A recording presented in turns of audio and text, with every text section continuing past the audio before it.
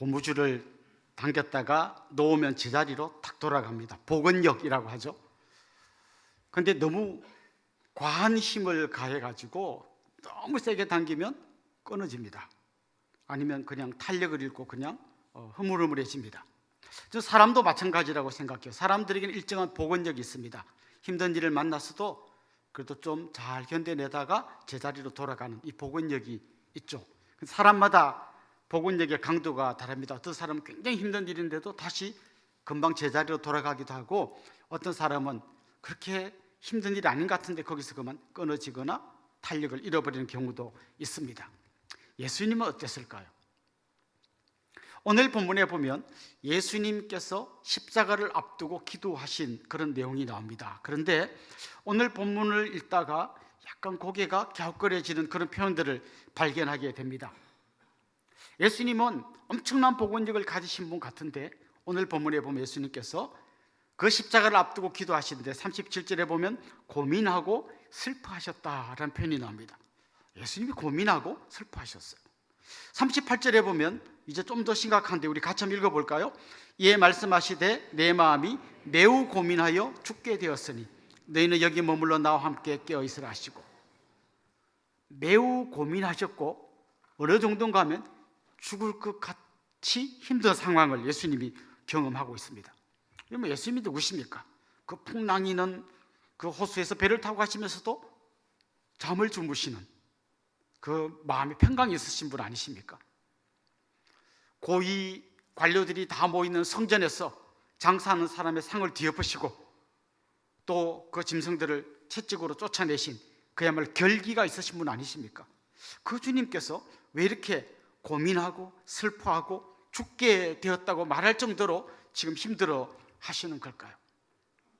우리가 평소에 주님의 그 복원력을 생각하면 금방 이랬을 것 같은데 왜 이렇게 주님은 힘들어하고 계시는 걸까요?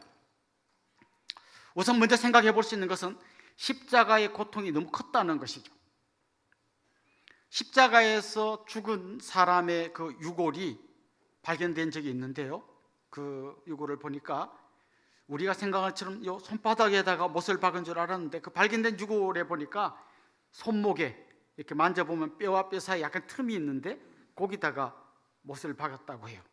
그래서 이렇게 그 무게를 견디지 못해서 찢어지지 않도록 여기 안 떨어지도록 여기에 못을 박았답니다. 그러니까 굉장한 어떤 고통이 있었겠죠.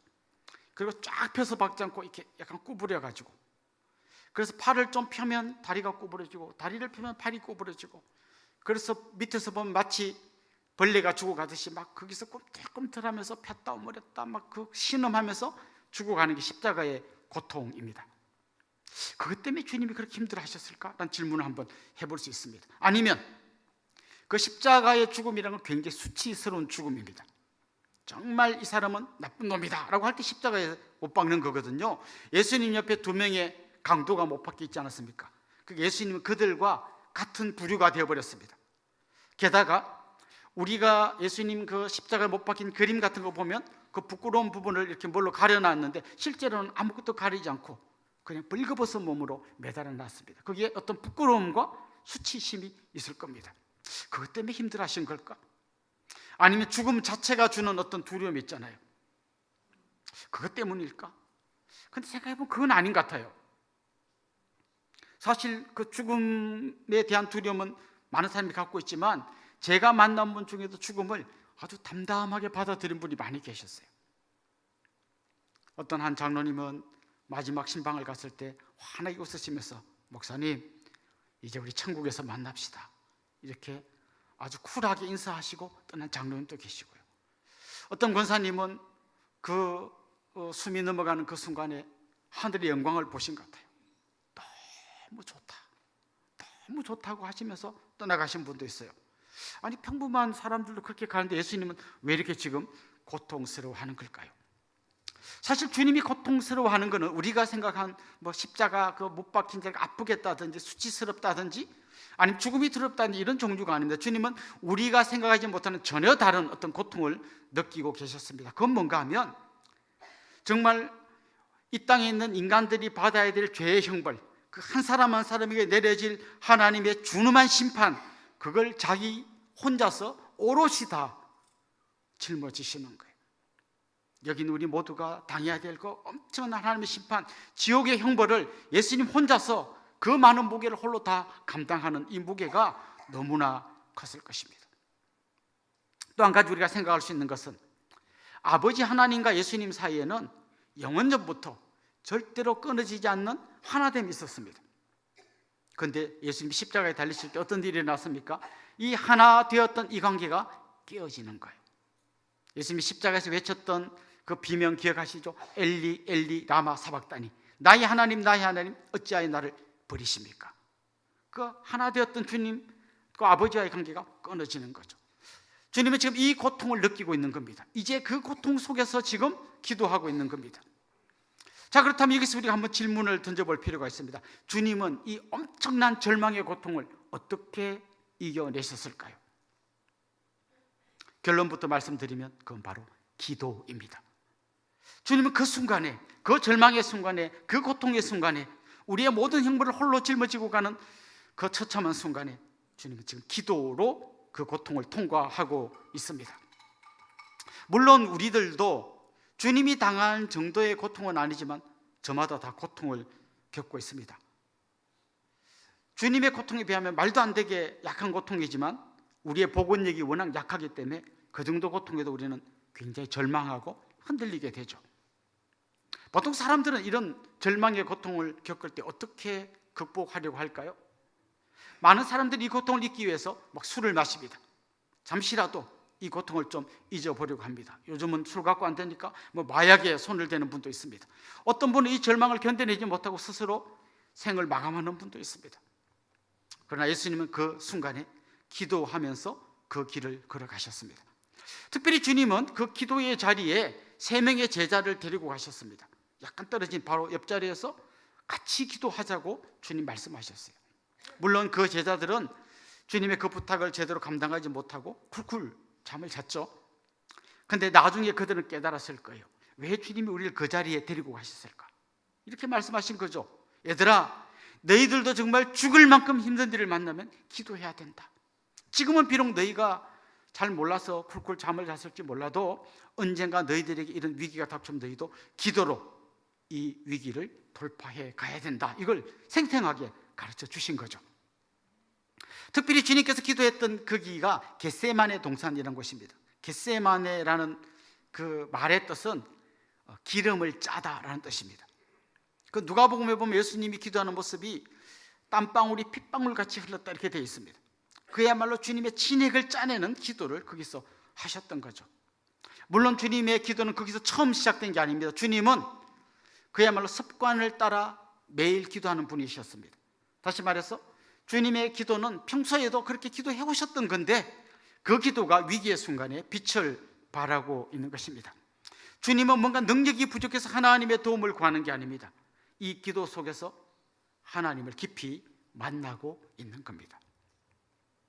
자, 기도를 이야기할 때요, 다른 종교에도 기도가 있습니다. 기도가 없는 종교는 아직까지는 제가 잘 못 본 것 같아요. 그런데 사람들이 이렇게 생각합니다. 다른 종교에도 기도가 있는데, 예를 들면 나는 예수님 믿기 전에 산신령님에게 기도했는데 예수님 믿었기 때문에 이제 산신령님께 기도하지 않고 하나님께 기도한다. 기도의 대상이 바뀌었다고 생각합니다. 물론 당연히 기도의 대상이 바뀌어야 되겠죠. 대상만 바뀐 게 아니라 사실 그들의 기도와 우리의 기도는 사실 완전히 다릅니다. 대상만 바뀐 게 아니라 기도라는 그 내용 자체가 완전히 다른 거예요. 어떻게 다를까요? 오늘 주님은 특별히 우리의 기도가 어떠해야 하는지를 생생하게 보여주셨습니다. 몇 가지를 살펴볼 텐데요, 첫 번째, 예수님의 기도의 특징 첫 번째는 뭔가 하면 아버지의 뜻을 구하는 기도였어요. 예수님이 기도하실 때 오늘 본문에 보면 내 아버지여 라고 기도를 시작합니다. 예수님은 저 멀리 어디엔가 있는 막 크게 소리 불러야만 겨우 들릴 것 같은 그분에게 기도하는 게 아니라 지금 내 곁에 있는 내 아버지에게 기도하고 있습니다. 마가복음에 보면 내 아버지여라는 말 대신에 아빠 아버지여라는 말이 들어가 있습니다. 아빠에게, 아빠, 내 아버지여, 그렇게 지금 주님은 기도하고 있는 거죠. 특별히 주님이 기도하는 내용을 잘 보면요, 아버지여, 할 수만 있으면 이 잔을 좀 내게서 옮겨 주십시오. 잔이라는 아주 중요한 문학적인 표현이 나와요. 잔을 옮겨달라고 기도합니다. 지난주 말씀에도 잔이 나왔는데 여러분 당연히 기억하고 계시겠죠? 예수님께서 제자들에게 떡과 포도주를 나눠주시면서 이것은 내 몸이고 내 피다라고 말씀해 주셨잖아요. 그때 주님이 잔을 주셨어요. 그 성찬에 참여하는 그 포도주 잔, 그 잔을 주셨죠. 이 잔은 죽을 수밖에 없는 죄인들을 살려주는 생명의 잔이었어요. 멸망할 수밖에 없는 사람을 구원해주는 구원의 잔이었어요. 지금 주님이 근데 다른 잔을 마시려고 합니다. 무슨 이야기인가 하면 우리에게 생명의 잔을 주시기 위해서 주님은 지금 죽음의 잔을 마시려고 하고 있습니다. 우리에게 구원의 잔을 주기 위해서 주님은 하나님의 형벌의 잔을 마시려고 하고 있습니다. 그런데 그 잔의 고통이 너무나 컸기 때문에 이렇게 기도한 거죠. 할 수만 있으면 이 잔을 좀 옮겨 주십시오라고 기도하고 있습니다. 그런데 주님은 그 기도 끝에 항상 그러나 내 원대로 하지 마시고 아버지의 원대로 해 주십시오. 내 뜻대로가 아니라 아버지의 뜻대로 이 기도가 응답되게 해 주십시오. 그렇게 지금 기도하고 있는 겁니다. 자, 여기서 다른 종교와 우리가 하는 기도의 가장 큰 차이가 겁니다. 다른 종교는 어떻게 하든지 신을 조종해서라도 움직이려고 합니다. 무당이 푸닥거리 할 때 이렇게 말하죠. 귀신이 노하셨다. 어떻게 할까요? 갖고 와, 돈을 갖고 와. 이 정도 갖고는 안 움직이신데 더 갖고 와. 그래서 많이 하면 마침내 귀신이 뜻을 돌이키고 재앙을 내리지 않는다고 이야기합니다. 그러니까 그들의 기도는 항상 영매 같은 사람이 자꾸 신을 움직이고 조종하려고 합니다. 그런데 우리의 기도는 하나님을 조종하는 게 아니라 하나님의 뜻에 우리를 맞추어 가는 거예요. 최근에 공동체 성경 읽기 들으신 분들은 발락과 발람의 이야기를 들으셨을 거예요. 발락이 발람이라는 선지자를 불러서 돈을 많이 주면서 하나님의 뜻을 좀 다르게 조종해보라고 이야기합니다. 그런데 하나님이 인간이 조종할 수 있는 분이 아닙니다. 진짜 해야 되는 것은 하나님을 조종하는 게 아니라 우리가 하나님의 뜻에 맞추어 가는 것입니다. 주기도문에서 예수님은 그런 기도를 가르쳐 주셨잖아요. 아버지의 뜻이 이루어지기를 원합니다. 이렇게 기도하라고 했잖아요. 그렇게 가르쳐 주신 대로 주님 그렇게 기도하고 있는 겁니다. 이 기타를 쳐보신 분들은 아실 거예요. 이렇게 기타를 오래 두고 있다가 다시 칠 때는 반드시 줄을 맞춰야 합니다. 튜닝이라고 그러죠. 요즘 이렇게 앱으로도 줄을 맞추는 게 나왔던데요. 옛날에 우리가 학생 때는 보면 이렇게 부는 게 있어요. 뿌 분 다음에 그 소리하고 줄을 맞춥니다. 뿌 너무 낮네. 그럼 올립니다. 비슷한 것 같아. 너무 올렸구나. 좀 내리고 올리고 그러면서 튜닝합니다. 저는 기도야말로 하나님과 우리의 뜻이 튜닝되는 순간이라고 생각해요. 그런데 움직이지 않는 그 소리는 하나님의 뜻인 거죠. 그게 우리가 맞춰가는 거예요. 그런 의미에서 기도 응답이란 건 뭔가 하면 내가 요구하는 걸 마침내 하나님이 들어주는 게 기도 응답이 아니라 내 뜻과 하나님의 뜻이 맞아지는 그게 기도 응답이라는 거예요. 자, 그렇다면 예수님은 이 겟세마네 동산에서의 이 기도를 응답받았을까요? 이 잔을 옮겨 주십시오. 그러나 내 뜻대로 마시고 아버지의 뜻대로 해주십시오. 이 기도가 응답됐을까요? 응답된 거예요. 왜냐하면 주님이 아버지의 뜻에 맞췄기 때문이에요. 그래서 히브리서 5장 7절에 보면 이렇게 이야기합니다. 우리 같이 한번 읽어볼까요? 그는 육체에 계실 때에 자기를 죽음에서 능히 구원하실 이에게 심한 통곡과 눈물로 간구와 손을 올렸고 그의 경건하심으로 말미암아 들으심을 얻었느니라. 들으심을 얻었다는 거예요. 눈물로 기도해서 마침내 응답됐다는 거예요. 근데 그 응답이 뭔가 하면 아버지의 뜻에 예수님이 맞추셨다는 거예요. 아라비안 나이트에 보면 그 램프를 막 문지르면 거인이 나타납니다. 지니라고 하는 거인이 나타나서 소원을 말해봐. 말한 대로 다 들어줍니다. 하나님은 그런 분이 아니에요. 오히려 우리가 아버지의 뜻에 맞추어 가야 하는 겁니다. 혹시 좀 억울하십니까? 내 뜻이 아니라 아버지의 뜻에 맞추는 게 좀 마음이 좀 힘듭니까? 근데 여러분 이걸 아셔야 됩니다. 내 생각보다 하나님의 생각이 더 크십니다. 내 판단보다 하나님의 판단이 더 정확하십니다. 하나님은 내가 원하는 것 그 이상 가장 좋은 것을 우리에게 주시기를 원하시는 분이십니다. 혹시 이런 경험 있으십니까? 아가씨 때 막 저 오빠와 결혼해 주시옵소서 막 기도를 했는데 하나님이 그 기도를 안 듣고 그 오빠 말고 이분을 주신 분이 계십니까? 근데 혹시 이런 분이 계신지 모르겠어요. 한 10년 15년 지난 다음에 어느 날 내가 그렇게 사모함이 있던 그 오빠를 만났는데 저런 인간이었어? 저 오빠랑 결혼해서 큰일 날 뻔했네. 혹시 그런 경험 있으십니까? 때로는요, 내가 구하는 게 그대로 안 이루어져서 감사한 게 너무 많아요. 왜냐하면 하나님은 제일 좋은 걸 주시기 때문입니다. 이분이 제일 좋은, 믿음으로 고백하시기 바랍니다. 하나님 가장 좋은 분을 주셨다. 그리고 그분을 보면 좀 보는 눈이 바뀔 거예요. 동의 안 하시는 분이 두 분 계시는데 하나님은 내 생각보다 크십니다. 하나님은 내 판단보다 더 정확하십니다. 하나님은 가장 좋은 것을 우리에게 주십니다. 우리가 그 하나님과 튜닝해서 맞추어 가야 하는 거죠. 여기서 이런 질문을 한번 던져보면 좋겠습니다. 꼭 십자가여야만 했는가? 진짜 이 길 말고는 길이 없는가? 길이 없습니다. 그 십자가 말고는 우리가 용서받을 길이 없고 죄인된 우리가 구원받을 길이 없기 때문에 이 길 한 가지 길밖에 없기 때문에 하나님은 아들의 그 간절한 부르짖음 대신에 가장 좋은 길을 아들에게 가라고 말씀하신 겁니다. 그런 의미에서 요즘 가끔씩 그런 얘기하는 분 있잖아요. 산에 올라가는 길은 많다. 꼭 예수님 믿는 길 말고 다른 길도 있는데 다 다르지만 산 꼭대기 가면 다 만난다. 굉장히 쿨한 이야기를 하는 분이 있습니다. 우리 천주교의 주교님들 그런 이야기 하시더라고요. 다 열려있다.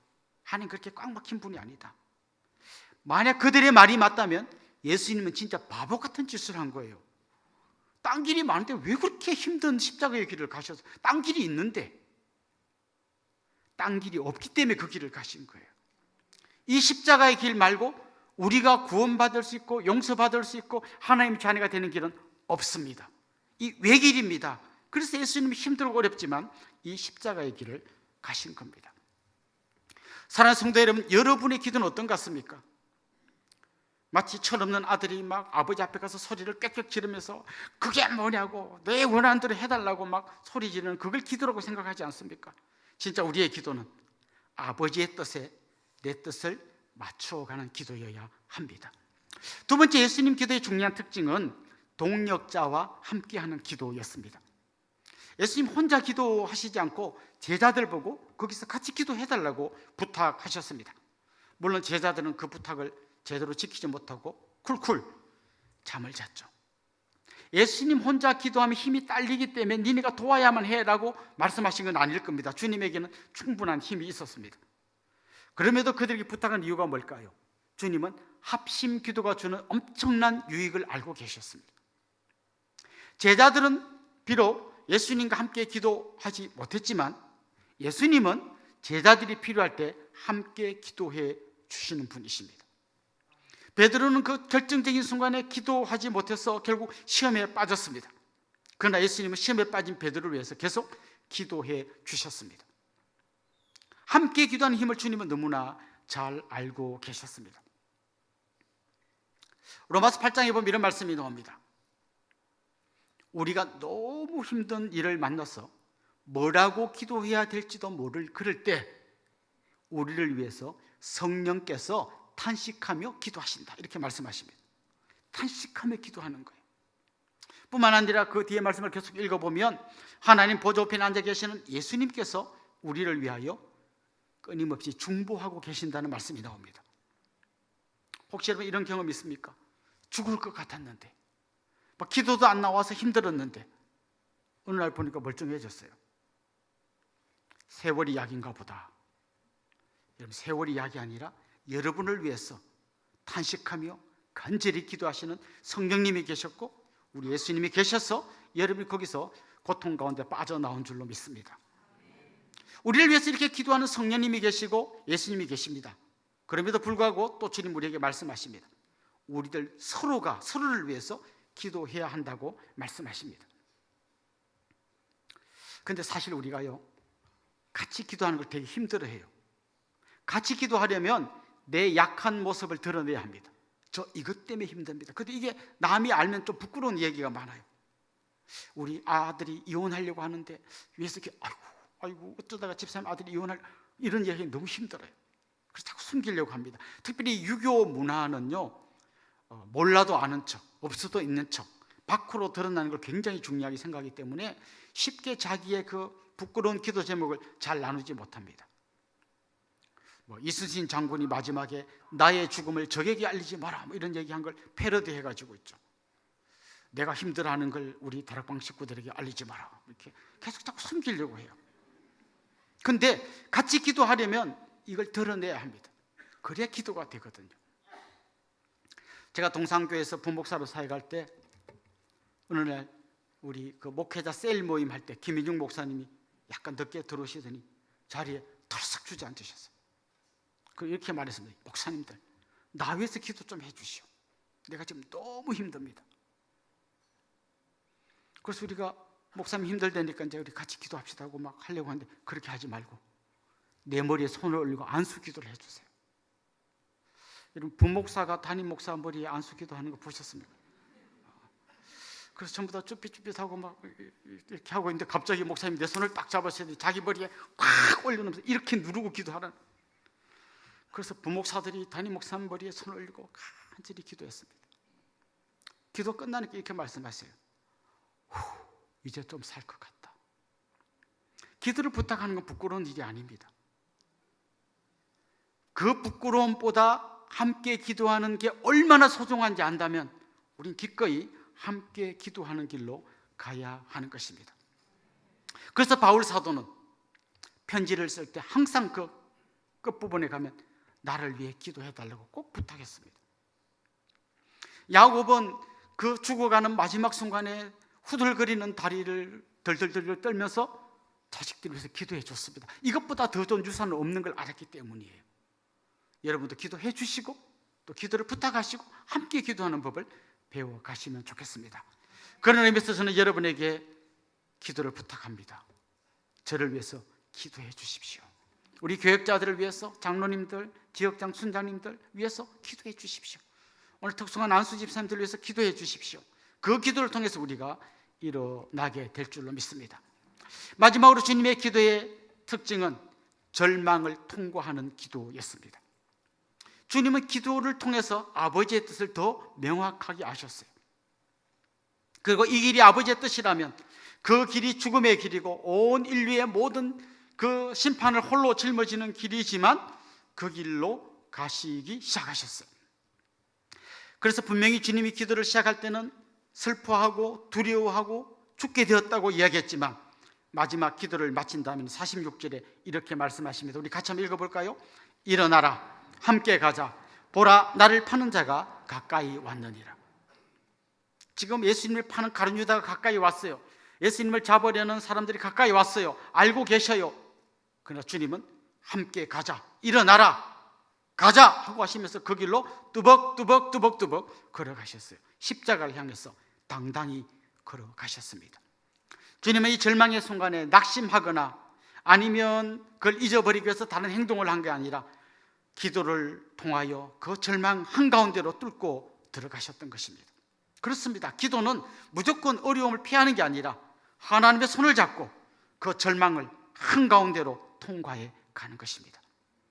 저는 특별히 이 기도가 일종의 영적인 전쟁이라고 생각합니다. 사탄은 우리를 넘어지게 하기 위해서 끊임없이 공격하는데요, 우리가 만약 기도에 실패하면 사탄에게 지는 거예요. 누가복음에 보면 오늘 본문에 나오는 예수님의 기도를 이렇게 설명합니다. 힘쓰고 애써 더욱 간절히 기도했다, 이렇게 되어 있어요. 힘쓰고 애썼다라고 하는 이 표현이 성경이 몇 군데에 나오는데 주로 어떨 때 쓰는 말인가 하면요, 전쟁할 때 저 상대방 적군을 이기기 위해서 전쟁하는 이 군인들의 자세를 설명하는 말이 힘쓰고 애썼다는 이 표현이에요. 그러니까 주님의 이 기도는 일종의 전쟁 같은 거죠. 여기서 반드시 이겨야만 승리하는 것입니다. 이 기도를 방해하고 나핑케 만드는 이 마귀와의 전쟁에서 승리해야 하는 것이죠. 6.25 때나 아니면 2차 대전, 1차 대전 그 앞에 있는 나폴레옹의 전쟁 이때쯤으로 거슬러 올라가면 그 당시의 전쟁은 고지전이었어요. 고지를 점령하는 사람이 승리합니다. 왜요? 고지를 점령하면 밑에 적군이 어디 있는지 다 보여요. 그래서 정확한 위치에 포를 쏠 수 있습니다. 그러나 고지를 점령하지 못한 사람은 고지 너머에 있는 안 보이는 적을 향해 포를 쏘기 때문에 대충 쏘다 보니까 정확히 하지 않아요. 그래서 고지를 점령해야 무조건 이기는 거예요. 여러분이 영적인 전쟁에 승리하기 원하십니까? 그렇다면 기도의 고지를 점령하십시오. 그 사람이 승리할 수 있습니다. 사랑하는 성도 여러분, 인생길 살아가다가 정말 낙심되고 절망되는 순간을 맞을 때가 있으셨습니까? 어쩌면 앞으로도 그런 일이 있을 수 있습니다. 그때 여러분이 붙들어야 할 한 가지는 바로 기도하는 것입니다. 이 기도를 통하여 하나님과 대화하십시오. 이 기도 속에서 하나님을 만나시고 하나님의 뜻에 여러분의 뜻을 맞추어 가십시오. 홀로 기도하지 말고 기도의 동역자들과 함께 기도하십시오. 그래서 마침내 기도를 통해서 절망을 뚫고 나가는 능력 있는 그리스도인들이 될 수 있기를 주님의 이름으로 축원합니다.